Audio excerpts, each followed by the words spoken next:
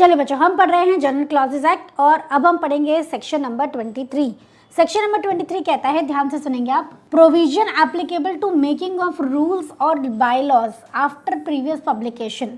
तो सिंपल भाषा में, अगर रूल या बाय लॉज बनाने हैं और कानून में लिखा है कि भैया पहले आपको प्रीवियस पब्लिकेशन करना पड़ेगा, मतलब क्या है प्रीवियस पब्लिकेशन, मतलब पहले उसको पब्लिश करना पड़ेगा फॉर पब्लिक, उनके कमेंट्स के लिए, इंटरेस्टेड पर्सन्स के कमेंट्स के लिए पहले आपको ड्राफ्ट को पब्लिश करना है लोगों के बीच में।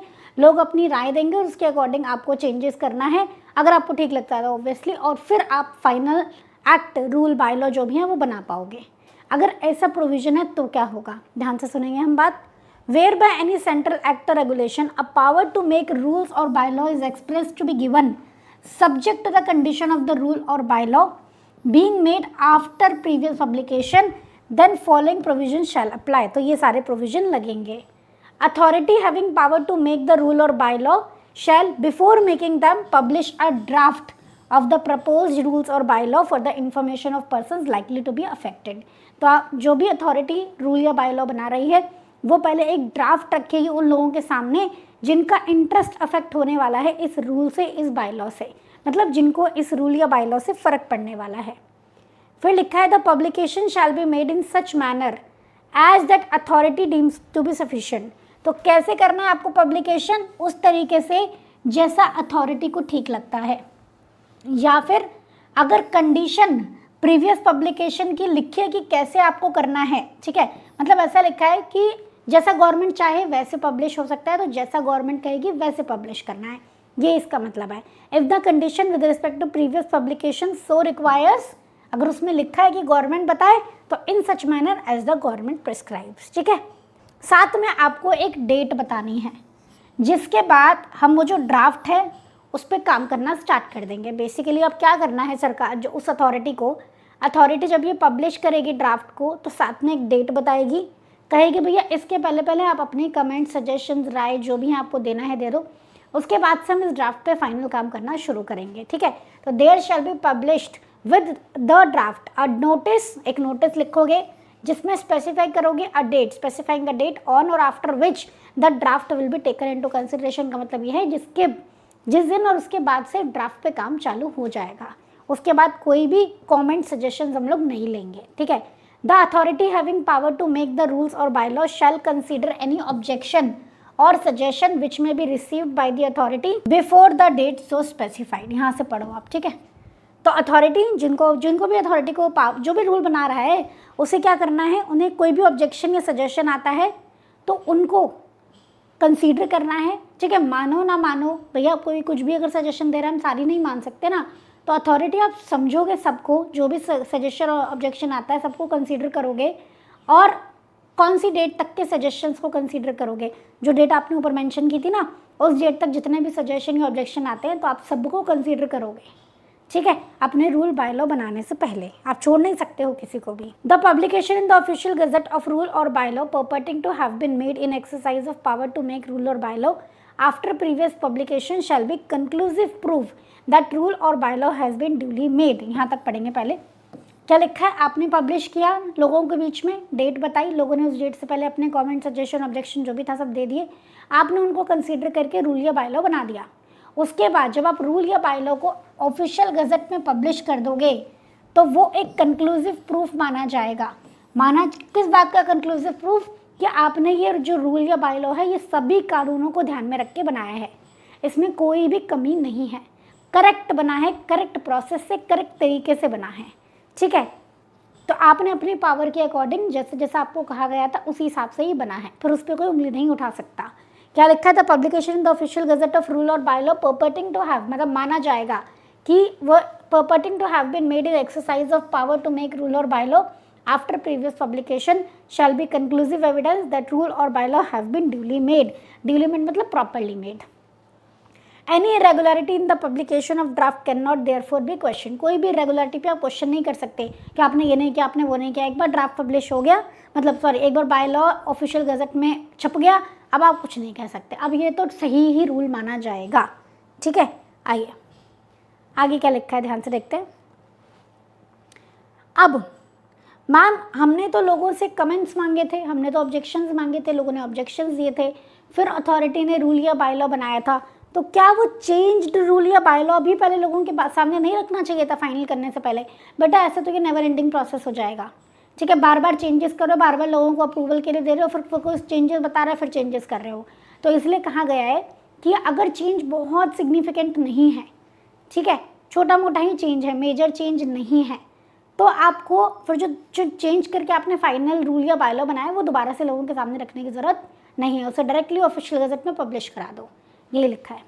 It is not necessary for that authority to republish the rules in the amended form before their final issue, जब तक चेंजेस एंसिलरी हैं टू द अर्ली ड्राफ्ट, मतलब उसी से मिलते जुलते हैं, कुछ खास चेंजेस नहीं है, and can not be regarded as foreign to the subject matter thereof, मतलब कुछ बहुत ही डिफरेंट आपने उसमें चेंज नहीं किया है, पहले वाले से रिलेटेड ही है और बहुत मेजर नहीं है, कुछ बाहर की बहुत एक्सट्रीम इंपॉर्टेंट चीज़ ऐड नहीं हुई है उसमें, तो आपको दोबारा पब्लिश करने की ज़रूरत नहीं है, ठीक है। जो भी बन गया है उसे अब फाइनली ही आप इशू कर दो।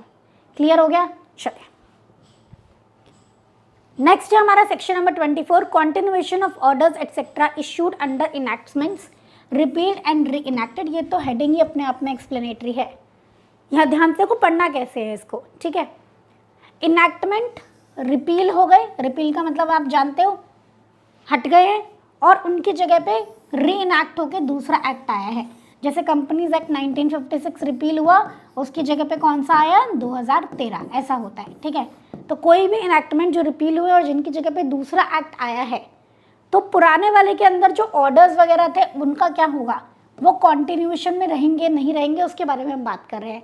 तो बेटा जो पुराने वाले के जो भी ऑर्डर्स वगैरह इशू हुए थे, अनलेस कि इसमें साफ साफ मना करे जाए, तो वो ऑर्डर जो भी बनाए गए थे, मतलब जो भी ऑर्डर्स वगैरह इशू करे गए थे, जो भी इंस्ट्रक्शंस दी गई थी इन पुराने वाला एक्ट, वो सब चलती चली जाएंगी, ठीक है, उन पर कोई फर्क नहीं पड़ेगा, वो कंटिन्यू रहेगा।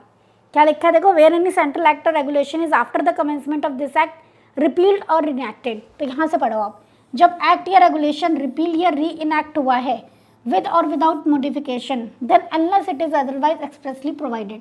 साफ साफ लिखा हो तो अलग बात है। एनी अपॉइंटमेंट नोटिफिकेशन, कोई नोटिफिकेशन, कोई ऑर्डर, कोई स्कीम, कोई रूल, कोई फॉर्म, कोई बाय लॉ जो पुराने वाले एक्ट में बनाया है, मेड और issued under the repealed act, continue रहेगा इन फोर्स, और माना जाएगा कि वो अंडर द मतलब हैव बीन मेड और issued under the notification, order, scheme, form, rule, by law made और इशूड अंडर द प्रोविजन सो री इनैक्टेड। तो माना जाएगा जो नया वाला एक्ट बना है उसी में ही वो order, scheme, rule, by law, notification वगैरह आया था, ठीक है। समझ में आया आपको? क्लियर है? तो पुराने वाला एक्ट हटा और नया एक्ट आया है, तो पुराने वाले में जो भी ऑर्डर, स्कीम, रूल, जो भी चीज़ें आई थी, निकली थी, वो सब अगर नए वाले में मना नहीं है तो माने जाएंगी कि अभी भी चल रही हैं, ठीक है। उन्हें नए वाले एक्ट के हिसाब से अब रीड किया जाएगा, उसी का ही पार्ट माना जाएगा। समझ गए? चलिए एग्जाम्पल देखो, the mines act of 1923 repeal हो गया था और उसकी जगह माइंस एक्ट 1952 आ गया था। Rules made under the mines act must deem to continue under the act of 1952 until superseded. पर अगर सुपरसीड कर दिया जाए, मतलब इसमें उसी से रिलेटेड उस रूल को रिप्लेस करके दूसरा रूल ला दिया जाए, या इस एक्ट में बोल दिया जाए कि वो रूल को नलिफाई कर रहे हैं हम, तो अलग बात है। अदरवाइज जो पुराने एक्ट में रूल बना था वही नए एक्ट का भी पार्ट माना जाएगा, ठीक है। चलिए नेक्स्ट है आपका recovery of fine section 25, very easy, important है, इजी। सेक्शन 63 से लेकर section 70 of Indian penal code and CRPC की प्रोसीजर जो है, कोड ऑफ क्रिमिनल प्रोसीजर जो हैं, वो सारे अप्लाई होंगे for recovery of fines under the different acts. कहीं भी फाइन लगा है तो उसकी रिकवरी के लिए Indian penal code and CRPC applicable हो जाएगा।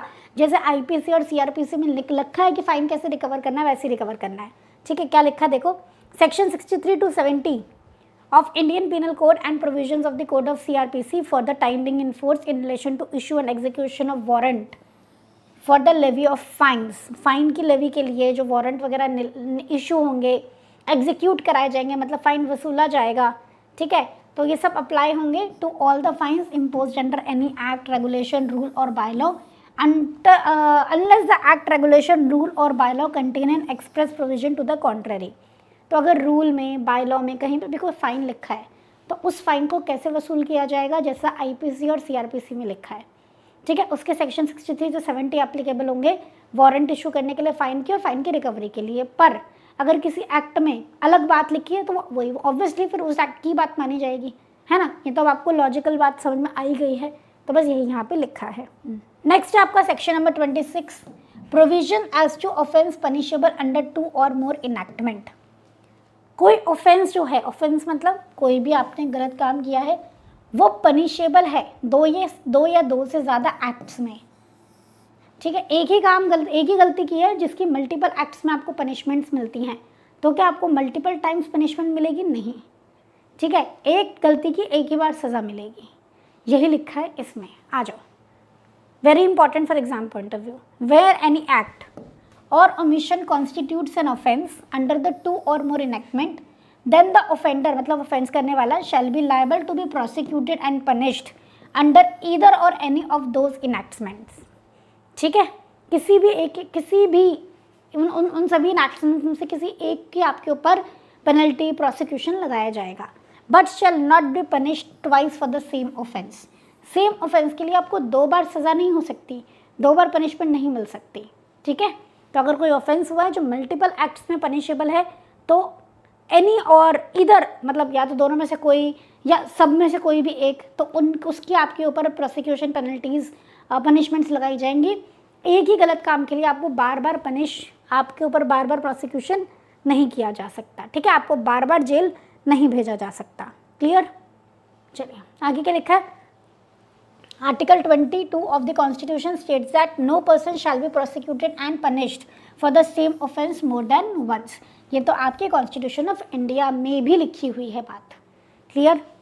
एक छोटा सा नोट है यहाँ पे, when there are 2 alternative charges in the same trial। अब क्या बात बोल रहे हैं, this is a different case. Same trial चल रहा है, एक सुनवाई चल रही है जिसमें 2 आपके ऊपर इल्ज़ाम लगे हैं, ठीक है। The fact that accused is acquitted of one of the charges। acquitted मतलब बाइज्जत बरी कर देना।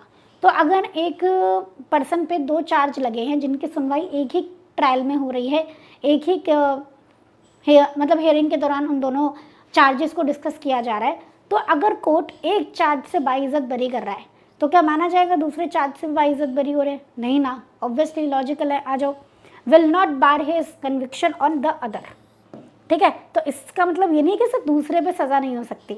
भाई 2 आपके ऊपर चार्जेस हैं, एक चार्जेस तो चलो साबित हो गया कि आपने नहीं किया, पर दूसरे पे तो हो सकती है ना, अगर साबित हो जाए कि आपने किया है। ये थोड़ा ना एक से फ्री होगा तो दूसरे से भी फ्री हो जाओगे कि भैया ट्रायल में अगर जज ने कह दिया कि यू आर बाइज्जत बरी तो दोनों के लिए हो जाओगे। नहीं, चार्ज वाइज होती हैं ये, एक के लिए बाइज्जत बरी हो, बाकी के लिए नहीं हो, बाकी के लिए सुनवाई होनी है और उन पर आपको सज़ा हो सकती है, ठीक है। In simple words, even if the court finds the accused not guilty under one charge, they can still be convicted under the alternative charge if there is evidence to support it, obviously, ठीक है। Simple भाषा में आपके समझने के लिए लिखा है मैंने। इसके बाद आ जाते हैं meaning of service by post, very very important for exam point of view, ठीक है। आपको पीपी में इसके काफ़ी सारे क्वेश्चन देखने को मिलेंगे, हम डिस्कस करेंगे, अभी आप देखोगे। Section number 27, where any legislation or regulation require any document to be serve by post. अगर लिखा है, कहीं पे भी लिखा है कि आपको बाय पोस्ट डॉक्यूमेंट भेजना है, तो बाय पोस्ट का मतलब क्या? अनलेस डिफरेंट इंटेंशन अपीयर, कुछ और लिखा है कि कैसे बाय पोस्ट में स्पेसिफाई किया तो अलग बात है। सर्विस ऑफ डॉक्यूमेंट कैसे करना है?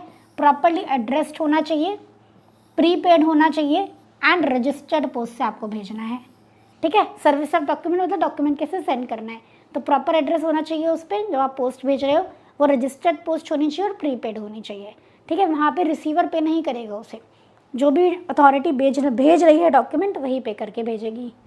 नेक्स्ट लिखा है a notice when required under the statutory rules. अगर रूल में लिखा है to be sent by registered post acknowledgement due. Registered post acknowledgement due में क्या होता है कि सामने वाले को रिसीव हो गया है, इस बात की एक्नॉलेजमेंट आती है। तो अगर लिखा है साफ साफ रजिस्टर्ड पोस्ट एक्नॉलेजमेंट ड्यू से भेजना है और आप भेज देते हो सिर्फ रजिस्टर्ड पोस्ट से, क्यों आपने ये ऐसा किया? क्योंकि मैडम यहाँ लिखा है रजिस्टर्ड पोस्ट, कहाँ गया? ये रखा है। तो हमने क्या किया, हमने सोचा भी रजिस्टर्ड पोस्ट से चल जाएगा, जबकि रूल में साफ साफ लिखा है रजिस्टर्ड पोस्ट एक्नॉलेजमेंट ड्यू होना चाहिए, ठीक है। Only the protection of presumption regarding service of notice under registered post under this section neither tenable not based on correct application of law. थोड़ी टेक्निकल भाषा है, सिंपल भाषा में बोला जाए कि अगर साफ साफ रूल में बोला है कि रजिस्टर्ड पोस्ट एक्नॉलेजमेंट ड्यू से ही जानी चाहिए और आपने रजिस्टर्ड पोस्ट से भेज दी, तो आपको इस सेक्शन का डिफेंस नहीं मिलेगा, इस सेक्शन को आप क्लेम नहीं कर सकते हो कि हमने तो ऐसा सर्विस ऑफ पोस्ट के हिसाब से तो ठीक ही किया है ना, ऐसा नहीं बोल सकते हो। ठीक है, ये टेनेबल नहीं है और ये लॉ का करेक्ट एप्लीकेशन नहीं माना जाएगा, क्योंकि साफ साफ लिखा है कि अगर कुछ और एक्सप्रेस हो रहा है तो वही फुलफिल करना है, नहीं हो रहा है तो फिर आपको पोस्ट ऐसे भेजनी है, ये हम बता रहे हैं। ठीक है, next, where a notice is send to the landlord. एक बहुत इंपॉर्टेंट है, ये क्वेश्चन में एज इट इज सिचुएशन पूछी गई है। Where notice is send to the landlord by registered post. Landlord को, मकान मालिक को नोटिस भेजा था रजिस्टर्ड पोस्ट से और वो रिटर्न होकर आ गया, वहाँ पे किराएदार रह रहा था, उसने रिटर्न कर दिया और उस पर एंडोर्समेंट ऑफ रिफ्यूज़ल भी डला हुआ है, तो माना जाएगा कि नोटिस सर्व हो गया है। इंपॉर्टेंट, जो मैंने कीवर्ड्स बॉक्स में बनाए हैं यही इंपॉर्टेंट है। ठीक है, ये वाला नहीं है, इनफैक्ट ये वाला। अगर एंडोर्समेंट ऑफ रिफ्यूज़ल आ गया है, अगर रजिस्टर्ड पोस्ट से भेजा गया था और एंडोर्समेंट ऑफ रिफ्यूज़ल से वो रिटर्न हो गया है, ठीक है, तो माना जाएगा कि डॉक्यूमेंट प्रॉपर्ली सर्व हो गया है। अभी जो बॉक्सेस में लिखा है that is the main words. Okay, चलिए नेक्स्ट लिखा है where notice send by registered post to person concern at proper address is deemed to be served. देखो, where notice is send by registered post to person concerned, अगर आपने proper address डाला है, ठीक है, और कंसर्न पर्सन को notice भेजा है, तो माना जाएगा कि हमने तो सही नोटिस भेजा है। आप सामने वाला पर्सन प्रूव करे कि वो गलत था, मतलब डिपार्टमेंट ने नोटिस भेजा, पर्सन का प्रॉपर एड्रेस लिखा है, पर्सन को नहीं मिला है अगर, तो माना जाएगा लॉ में कि डिपार्टमेंट ने तो सही भेजा था। अब वो पर्सन को प्रूव करना है कि नहीं, डिपार्टमेंट आपने इसे गलत नोटिस भेजा था। ठीक है, एड्रेस सही नहीं था या कुछ भी था। ठीक है, नेक्स्ट लिखा है एंडोर्स, अगर एंडोर्समेंट होती है नॉट क्लेम्ड नॉट मेट, मतलब ये कब होती है, जब कोई मिलता नहीं है उस एड्रेस पे। ठीक है, आपके पास बाय पोस्ट कोई डॉक्यूमेंट आया, आप घर पे नहीं हो, कोई भी नहीं है घर पे रिसीव करने के लिए, तो जो डाकिया है वो क्या लिखेगा, एंडोर्समेंट। क्या एंडोर्समेंट करेगा, नॉट क्लेम्ड नॉट मेट, कोई मिला नहीं, किसी ने क्लेम नहीं किया। ये सफिशिएंट होगा ये प्रूफ करने के लिए कि हमने तो सर्विस ऑफ नोटिस प्रॉपर किया था। भाई आपके जगह पे तो गया था ना डॉक्यूमेंट, अब आप थे नहीं वहाँ पे, तो उसमें हमारी क्या गलती। ठीक है, तो अगर नॉट क्लेम नॉट मेट लिख के रिटर्न हो गया डॉक्यूमेंट, तो माना जाएगा कि सर्विस ऑफ नोटिस प्रॉपर हुआ है। क्या आप मेरी बात समझ रहे हो? जी हाँ। तो एक बार मैं इसको समराइज़ कर दूँ, बिकॉज ये सेक्शन बहुत इंपॉर्टेंट है एग्जाम पॉइंट ऑफ व्यू से। सबसे पहले लिखा है कि अगर कहीं भी डॉक्यूमेंट को सर्व करना है बाय पोस्ट, तो तो उसे बाय पोस्ट करेक्ट सर्व हुआ है कब माना जाएगा, प्रॉपर एड्रेस होना चाहिए, प्रीपेड होना चाहिए एंड रजिस्टर्ड पोस्ट होना चाहिए। बट अगर किसी रूल में साफ साफ लिखा है कि रजिस्टर्ड पोस्ट एक्नॉलेजमेंट ड्यू से भेज रहा है और आप रजिस्टर्ड पोस्ट से भेज देते हो, तो ये सही एप्लीकेशन ऑफ लॉ नहीं माना जाएगा। साथ के साथ अगर लैंडलॉर्ड को नोटिस भेजा गया था और टेनेंट भी अगर उस पर एंडोर्समेंट ऑफ रिफ्यूज़ल कि मैं मना कर रहा हूँ, एक्सेप्ट नहीं करना चाहता हूँ, ऐसा लिख के भेज दे एंडोर्समेंट ऑफ रिफ्यूज़ल कि मेरा नहीं है डॉक्यूमेंट, तो भी माना जाएगा डॉक्यूमेंट प्रॉपर्ली सर्व हुआ है। और last but not the least लिखा है कि अगर डॉक्यूमेंट प्रॉपर एड्रेस से भेजा जाता है तो प्रॉपर्ली सर्व्ड माना जाता है, and not claim not met लिख के अगर रिटर्न आ जाता है तो भी deem to be properly serve माना जाता है। प्रॉपर्ली हमने तो सर्व कर दिया। ठीक है, सर्व कर दिया मतलब सेंड कर दिया, डिपार्टमेंट की फिर यहाँ कोई गलती नहीं मानी जाती। ठीक है, क्लियर है? तो ये है आपका सेक्शन नंबर 27। आगे चलते हैं। नेक्स्ट है आपका साइटेशन ऑफ इनैक्टमेंट्स। ईजी है, मतलब ऐसा बहुत ज़्यादा इम्पॉर्टेंट नहीं है एग्जाम पॉइंट ऑफ व्यू से, बट एक बार हम देख लेते हैं क्योंकि एग्जाम में कुछ भी आ सकता है। सेक्शन 3 क्लॉज 28 कहता है इन एनी सेंट्रल एक्ट और regulation and in any rule bylaw instrument और डॉक्यूमेंट, किसी एक्ट में, रेगुलेशन में रूल में, बाय लॉ में, इंस्ट्रूमेंट में, डॉक्यूमेंट में, मेड अंडर और with reference to any such act और रेगुलेशन, जहाँ पे एक्ट और रेफरेंस, एक्ट या रेगुलेशन का रेफरेंस दिया है, एनी इनैक्टमेंट में भी cited by reference to the. तो रेफरेंस कैसे दिया जा सकता है बेसिकली वो बता रहे हैं, उसका टाइटल लिख के या शॉर्ट टाइटल लिख के, ठीक है, या फिर उसका नंबर, जो एक्ट का नंबर है, जैसे 18 नंबर है तो नंबर एंड ईयर, कौन से ईयर में आया था, सपोज 18 है एंड 2013 में आया था, तो ऐसे आप लिख के मेंशन कर सकते हो। तो अगर किसी एक्ट का रेफरेंस देना है, रूल का रेफरेंस देना है, किसका भी रेफरेंस देना है, तो आप या तो उसका टाइटल लिख दो या फिर उसका ईयर और नंबर लिख दो कि उस ईयर में वो कौन से नंबर पे आया था। ऐसा होता है बेटा जब एक्ट बनता है ना, जैसे देखो लिखा है जैसे कंपनीज एक्ट 2013, तो ये 2013 का 18th नंबर का एक्ट था। तो या तो हम ये लिख दें या फिर ये लिख दें, दोनों तरीके से हम रेफरेंस दे सकते हैं। ठीक, नेक्स्ट है एनी प्रोविजन में be cited by reference to section or sub section of the enactment. कोई प्रोविजन को रेफर करना है तो refer section this of companies act, ऐसे देते हैं ना। कंपनीज एक्ट में आप देखोगे इंटर रेफरेंसिंग बहुत सारी है, तो अगर आपको सेक्शन का रेफरेंस देना है, प्रोविजन का रेफरेंस देना है, तो आप सेक्शन या सब सेक्शन का नंबर मेंशन कर देंगे। एनी प्रोविजन में be cited by reference to section or sub section of the enactment in which the provision is contained. तो जिस सेक्शन या सब सेक्शन में प्रोविजन है उसका रेफरेंस डाल दो आप। ठीक, नेक्स्ट लिखा है in this act and in any central act, मतलब एक जनरल क्लॉजेज एक्ट में या किसी भी एक्ट या रेगुलेशन में जो इस एक्ट के बाद आए हैं। सिंपल सी बात लिखिए, डिस्क्रिप्शन और citation of portion of either another enactment shall, unless a different intention appear, be construed as including the word section or other part mentioned or referred to as forming the beginning and as forming the end of the portion comprised in the description or citation। oh my god, इसका पता है बहुत छोटा सा मतलब है। इस act में या किसी भी एक्ट में जो इस एक्ट के बाद आए हैं, वहाँ पे अगर साइटेशन है, रेफरेंस दिया गया है, ठीक है, डिस्क्रिप्शन है, साइटेशन है किसी अनदर एक्ट का, तो अगर कुछ और इंटेंशन नहीं दिख रहा है तो अलग, कुछ और इंटेंशन लग रहा है तो अलग बात है। Be constitute as, be treated as including the word section और अदर पार्ट मेंशन, मतलब उस एक्ट के सारे वर्ड, सारे पार्ट, सारे सेक्शंस उसमें माने जाएंगे। और रेफर टू एज, या फिर माना जाएगा शुरू से लेके एंड तक का पूरा प्रोविजन को हम रेफर कर रहे हैं। कहीं पे लिखा है रेफरिंग टू कंपनीज एक्ट 2013, तो पूरा कंपनीज एक्ट 2013 वहाँ पे रेफर्ड माना जाएगा। Refer section this of with reference to this section of companies act 2013, तो कंपनीज एक्ट का वो वाला पूरा सेक्शन बिगिनिंग से लेके एंड तक वहाँ पे रेफर्ड माना जाएगा। बस यही इसका मतलब है। ठीक है, थोड़ा सा आप सिंपल लैंग्वेज में करके लिख लेना, बहुत ही ज़्यादा टेक्निकल लैंग्वेज है, मीनिंग बहुत ही सिंपल है। ठीक है, क्लियर। चलिए नेक्स्ट है आपका सेक्शन नंबर 29। सेक्शन नंबर 29 क्या कहता है? Saving for previous enactments, rules and bylaws. The provision of this act respecting the construction of act, rules, regulations, bylaws made after commencement of this act shall not affect the construction of any act, rule or bylaw जो continue हुआ है is continue or amended by act, rule, regulation, bylaw made after the commencement of this act। Simple सरल शब्दों में बोलूँ कि इस act का प्रोविजन, इस एक्ट मतलब ये एक्ट जो है, ये general clauses act 2000, general clauses act 1897 जो है, ये इस एक्ट से पहले जो भी एक्ट आए हैं और बाद में अमेंड हो गए हैं, इस एक्ट से पहले कोई एक्ट आया है और बाद में अमेंड हो गया है, तो उस पर अप्लाई नहीं होगा। ठीक है, बस यही लिखा है।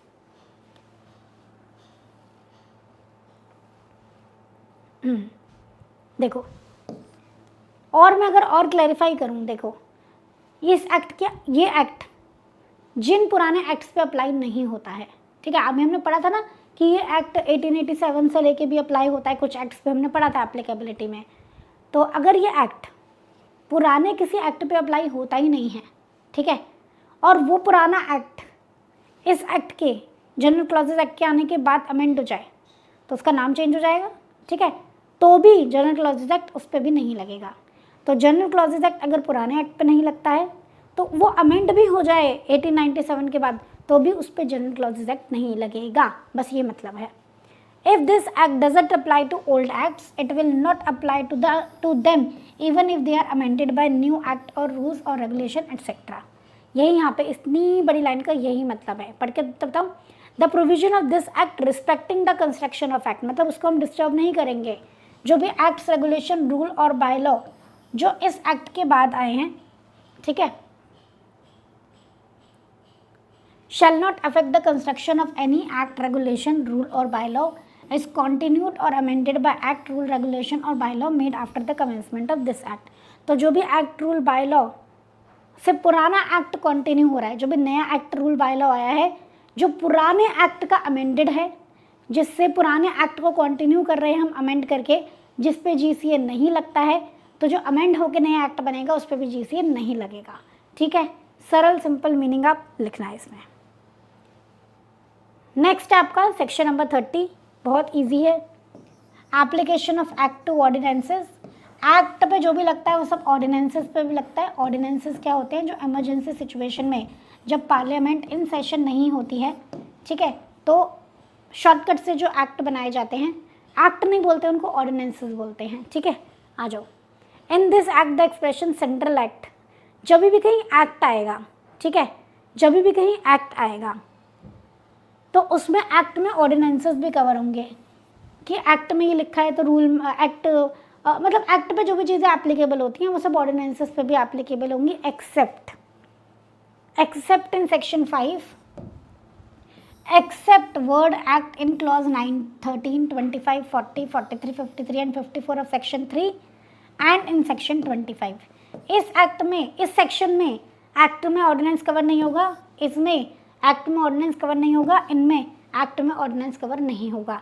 तो इन सभी के अलावा बाकी सभी जगह पे भी जहाँ पे भी एक्ट लिखा है वहाँ पे ऑर्डिनेंसेस भी माने जाएंगे। जो एक्ट पे अप्लाई होगा वो ऑर्डिनेंस पे भी अप्लाई होगा, ठीक है। Shall include ordinance made and promulgated by the government general under section 23 of Indian council act 1861 or under section 72 of government of India act 1952 or under section 45 of government of India act 1935 and an ordinance promulgated by president under article 123 of constitution. क्या है madam इतना सारा, ये basically कह रहे हैं जो पहले आपका गवर्नर जनरल ने वो बनाए ऑर्डिनेंसेस बनाए पहले, ठीक है, या फिर आपके गवर्नमेंट ऑफ इंडिया एक्ट के अंदर जो ऑर्डिनेंसेस बने, या गवर्नमेंट ऑफ इंडिया एक्ट 1935, 1915 के अंदर, 1935 के अंदर, या फिर article 123 of constitution of India, constitution के आने के बाद उसके अंदर ऑर्डिनेंसेस बनते हैं। तो इन सभी ऑर्डिनेंसेस पे भी सारे प्रोविजंस लगेंगे जो एक्ट पे लगते हैं, एक्सेप्ट जो मैंने आपको कुछ केसेस बताए हैं, ठीक है। सेक्शन 5 अभी आपको कहीं पे मिलेगा नहीं, ठीक है, ये मैंने आपके लिए लिखा है। आप सोचोगे सेक्शन 5 में क्या है, तो कमेंसमेंट ऑफ एक्ट्स के बारे में बात हो रही है, तो कमेंसमेंट ऑफ ऑर्डिनेंसेस पे वो लगेगा नहीं, ठीक है, क्योंकि वो तो प्रॉपरली बना ही नहीं है, इसीलिए वो तो बस थोड़े टाइम पीरियड के लिए लगते हैं जो ऑर्डिनेंसेस होते हैं, बाद में उनको एक्चुअल पार्लियामेंट में अडॉप्ट कर लोगे, एक्ट की तरह प्रॉपर बनाओगे तो लगेगा, वरना वो उसका टाइम पीरियड ओवर हो जाएगा। तो ऑर्डिनेंसेस थोड़े टाइम के लिए बनाए जाते हैं, तो सेक्शन 5 उस पर अप्लाई नहीं होता है। क्लॉज 9, 13, 25, 40, 43, 53 एंड 54 अप्लाई नहीं होता है। क्लॉज 9 बात करता है कमेंसमेंट के बारे में, 13 बात करता है गवर्नमेंट के बारे में, 25 बात करता है इंडिया के बारे में, 40 बात करता है ऑफिशियल गजट के बारे में, 43 बात करता है सबसेक्शन के बारे में, 53 बात करता है वेसल के बारे में, 54 बात करता है विल के बारे में। याद करने की ज़रूरत नहीं है, ये सिर्फ आपकी तसल्ली के लिए मैंने आपको बता दिया है। इन सभी सबसेक्शन, इन सभी क्लॉजेज में act will not include ordinance, इन सभी में एक्ट में ऑर्डिनेंस नहीं आएगा, ठीक है। And section 25 recovery of fines के बारे में अभी हमने बात की थी थोड़ा टाइम पहले, उसमें भी, ठीक है, एक्ट में ऑर्डिनेंस नहीं आएगा। ऑर्डिनेंसेस में जनरली फाइन्स लिखे भी नहीं जाते हैं, तो ऑर्डिनेंस में अगर फाइन्स लिखा है तो उसकी भी रिकवरी आईपीसी और उसके हिसाब से होगी, ऐसा हम नहीं कह रहे हैं, ठीक है। क्यों? क्योंकि सेक्शन 25 में एक्ट के बारे में लिखा है, तो इस एक्ट में ऑर्डिनेंस कवर नहीं होगा, इसीलिए। क्लियर, सिंपल सी बात है। वैसे तो सभी एक्ट्स में सभी जगह पे जहाँ एक्ट लिखा है तो ऑर्डिनेंस कवर होगा, बट इन सभी में एक्ट में ऑर्डिनेंस कवर नहीं होगा, सिंपल, बस इतना समझेंगे। क्लियर है, समझ में आ गई सारी बातें, वेरी गुड। और यहाँ पे हमारा जनरल क्लॉजेस एक्ट का डिस्कशन कंप्लीट होता है बच्चों। बहुत ईजी एक्ट है, लिटिल बिट यहाँ पे लैंग्वेज टफ है जो आपको लर्न करनी है। अगर आप जनरल मीनिंग समझ के चलोगे तो लैंग्वेज लर्न करने में दिक्कत नहीं होगी, पर आप सीधा सोचो कि मैं लर्न ही कर लूँ तो ये पॉसिबल ही नहीं है, मतलब पॉसिबल ही नहीं है कि आप इतना सारा कंटेंट बिना समझे लर्न कर पाओ। तो प्रॉपरली आप सभी चीज़ों का मीनिंग समझेंगे एंड फिर उसको लर्न करेंगे।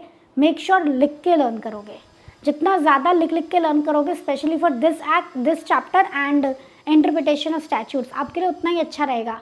बिकॉज यहाँ पे लैंग्वेज इतनी सिंपल नहीं है कि आप ड्राफ्ट कर पाओ, कुछ भी अपने आप ड्राफ्ट करने लायक यहाँ पे हो ही नहीं, ठीक है। आपको सारी चीज़ें जितना क्लोज हो सके बार बार प्रैक्टिस करके अपने अपने अपने ना अंदर फिट करनी पड़ेगी, मतलब आपको उनको समझना पड़ेगा एंड उनको लर्न करना पड़ेगा, तभी आप इस चैप्टर को एग्ज़ाम में अच्छे से अटेम्प्ट कर पाओगे। एंड बिलीव मी, एग्ज़ाम में अपेयर होने के लिए सबसे ईजी एक्ट है ये, ठीक है। एकदम ऐसा क्वेश्चन आता है आपको तुरंत देख के पता चल जाता है विदाउट एनी कन्फ्यूजन। बड़ा ही लिमिटेड सा इसका स्कोप है, तो बड़े ही लिमिटेड से इसके क्वेश्चंस बनते हैं, ठीक है।